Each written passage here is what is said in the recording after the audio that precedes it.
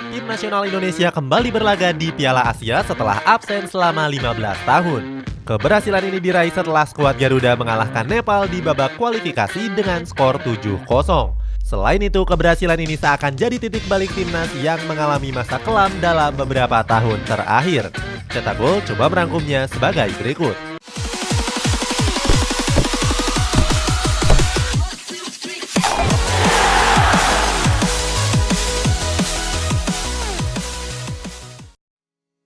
Dulu langganan Piala Asia. Piala Asia sudah digelar sejak tahun 1956 yang lalu. Saat itu Piala Asia pertama kali digelar di Hong Kong dan berakhir dengan juaranya tim nasional Korea Selatan. Walaupun sudah digelar sejak tahun 1956, Indonesia baru bisa ikut pada tahun 1996. Saat itu skuad Garuda masih diperkuat oleh pemain-pemain seperti Roni Wabia dan Widodo Cahyono Putro. Sayangnya mereka tersingkir di babak grup setelah meraih 1 poin saja. Walaupun begitu, penampilan mereka patut diapresiasi karena bisa menahan Kuwait dan mencetak 2 gol ke gawang Korea Selatan. Indonesia juga kembali lolos di Piala Asia tahun 2000. Tergabung dalam grup B bersama China, Kuwait, dan Korea Selatan membuat mereka nggak bisa berbicara banyak. Berikutnya, Indonesia juga kembali lolos untuk ketiga kalinya lewat babak kualifikasi dan berlaga di Piala Asia tahun 2004. Di Piala Asia kali ini mereka tampil sedikit lebih baik dari edisi-edisi yang sebelumnya. Diperkuat oleh Budi Sudarsono, Ponario Astaman, sampai Eli Aiboy, skuad Garuda berhasil mengalahkan Qatar. Sayangnya di 2 laga lainnya mereka ditekuk oleh Cina dan Bahrain.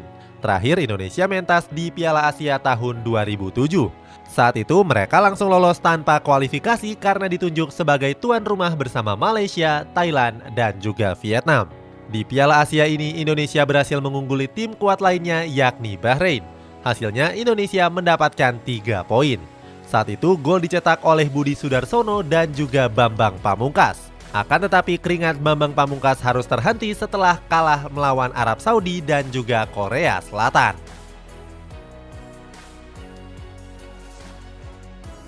Masa kelam.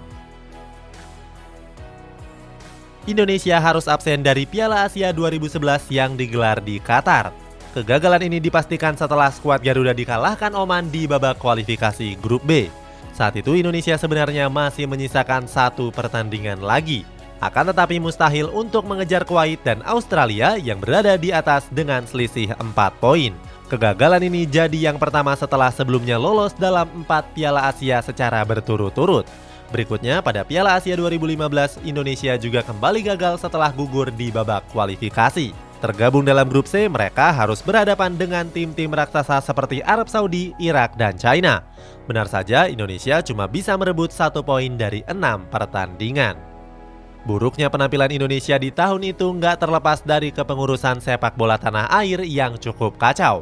Pertama, ada dualisme yang terjadi di dalam tubuh PSSI.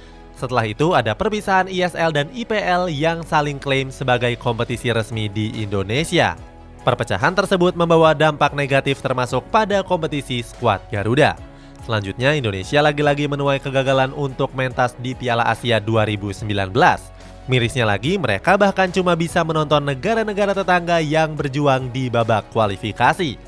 Sebab saat itu Indonesia tidak diajak karena dicoret sejak awal babak kualifikasi. Pencoretan ini merupakan hukuman dari FIFA karena pemerintah Indonesia dianggap campur tangan terhadap PSSI. Nggak cuma dibekukan dari kualifikasi Piala Asia, Indonesia juga dilarang mengikuti kualifikasi Piala Dunia 2018. Beruntung 1 tahun berikutnya Indonesia bisa terbebas dari sanksi tersebut.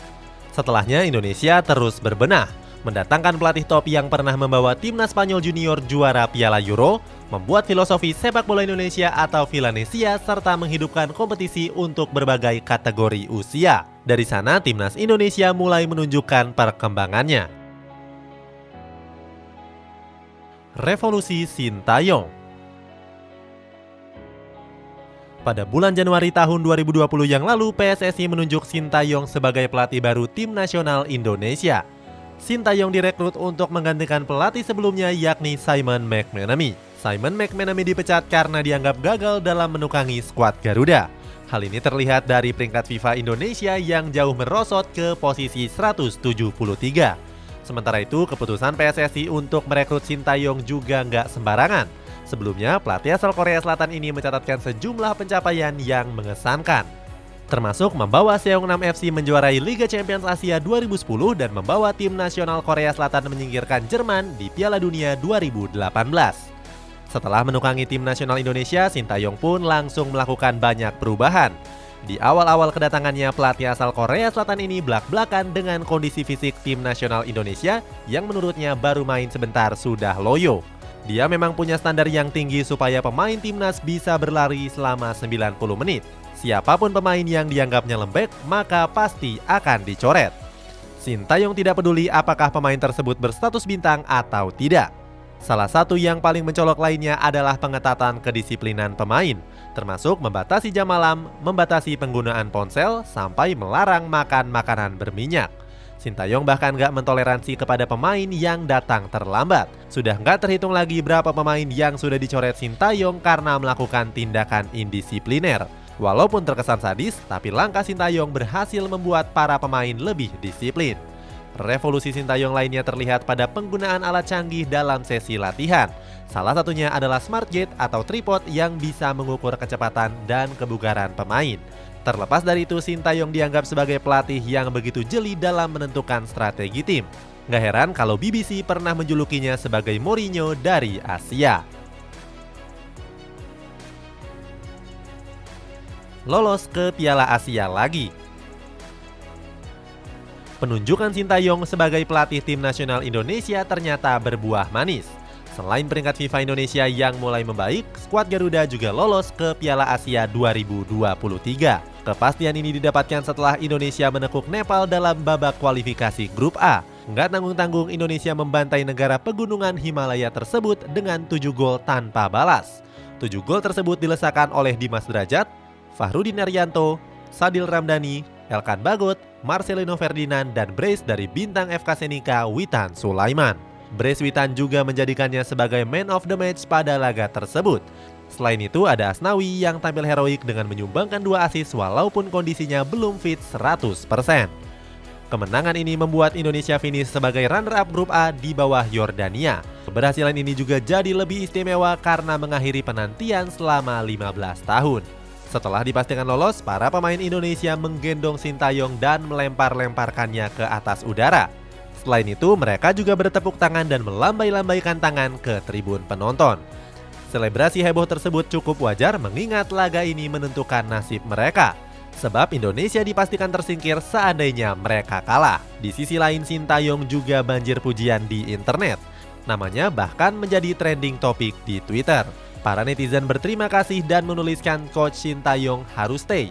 Sebagai informasi, PSSI akan melakukan evaluasi setelah kualifikasi Piala Asia selesai. Coach Sintayong diisukan akan di-downgrade menjadi pelatih tim nasional U20 saja. Ajukan diri sebagai tuan rumah.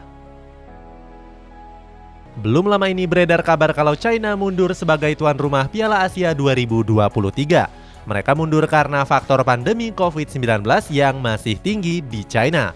Terkait hal tersebut, AFC mengirimkan surat tawaran kepada Indonesia untuk menjadi penggantinya. Hasilnya, banyak publik yang mendesak PSSI untuk menerima tawaran tersebut. Namun salah satu syaratnya untuk bisa menjadi tuan rumah, Indonesia diharuskan lolos dari babak kualifikasi terlebih dahulu. Hal tersebut disampaikan oleh Sekretaris Jenderal AFC yakni Winsor Paul. Sebagai informasi, AFC memang mengirimkan surat-surat yang sama ke negara lain. Seakan menjawab tantangan, Indonesia sekarang sudah lolos sebagai runner-up Grup A. Hasilnya peluang Indonesia untuk bisa menjadi penyelenggara Piala Asia 2023 juga semakin terbuka. Selain itu, anggota Exco PSSI yakni Hasani Abdul Ghani juga menyetujui wacana tersebut. Akan tetapi Ketua Umum PSSI yakni Muhammad Iriawan punya pendapat lain. Pria yang sering disapa Iwan Bule ini menyebut kalau gelaran Piala Asia 2023 dan Piala Dunia U20 terlalu mepet. Menurutnya hal tersebut akan membuat Indonesia sebagai tuan rumah jadi keteteran. Sebagai informasi, Indonesia memang ditunjuk sebagai tuan rumah Piala Dunia U20 tahun depan. Sementara itu, dari jadwal terakhir sebelum pandemi, 2 kompetisi ini hanya berjarak 4 hari, yakni tanggal 20 Mei sampai 12 Juni dan 16 Juni sampai 16 Juli. Memang belum ada kepastian soal kapan Piala Dunia U20 akan digelar. Oleh karena itu, Iwan Bule menyebut akan mendiskusikannya terlebih dahulu dengan sang pelatih Sintayong. Itulah kebangkitan tim nasional Indonesia di Piala Asia. Bagaimana pendapatmu? Apakah skuad Garuda bisa berbicara banyak di kompetisi terbesar di benua kuning tersebut? Coba tulis di kolom komentar di bawah ini.